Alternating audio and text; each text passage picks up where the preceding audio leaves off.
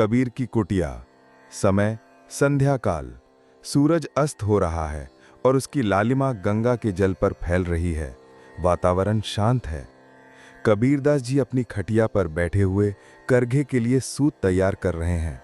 उनका ध्यान अपने काम में पूरी तरह से लीन है।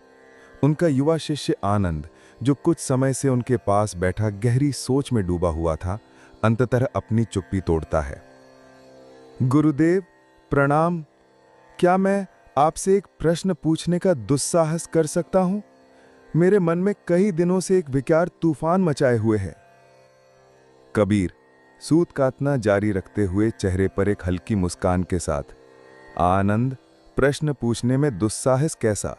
जब तक मन में प्रश्न है, समझो कि भीतर का यात्री अभी जीवित है।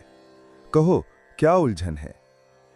गुरुदेव, आप और अन्य सभी संतजन कहते हैं कि निराकार परमात्मा, वो परम सत्ता, कण कण में व्याप्त है। यदि वो हर जगह है तो वो मेरे भीतर भी है। शास्त्र कहते हैं कि वो आत्मा के रूप में मेरे हृदय में ही विराजमान है। पर गुरुदेव, मुझे तो उसका कोई अनुभव नहीं होता। ऐसा लगता है जैसे वो मेरे भीतर सो रहे हैं। तो मेरा प्रश्न यही है कि मेरे भीतर सो रहे उस निराकार परमात्मा को कैसे जगाऊं? कबीरदास जी एक क्षण के लिए रुक जाते हैं। वे सूत का धागा नीचे रखते हैं और अपनी गहरी भेदक दृष्टि से आनंद की ओर देखते हैं। उनकी आंखों में करुणा है, फटकार नहीं।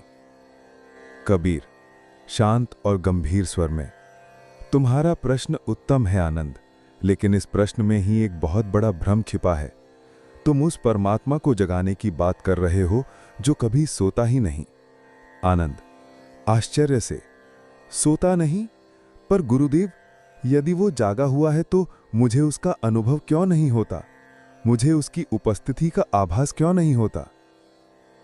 कबीर वत्स, कल्पना करो कि सूर्य आकाश में अपनी पूरी प्रखरता के साथ चमक रहा है, लेकिन तुमने अपनी आंखें कसकर बंद।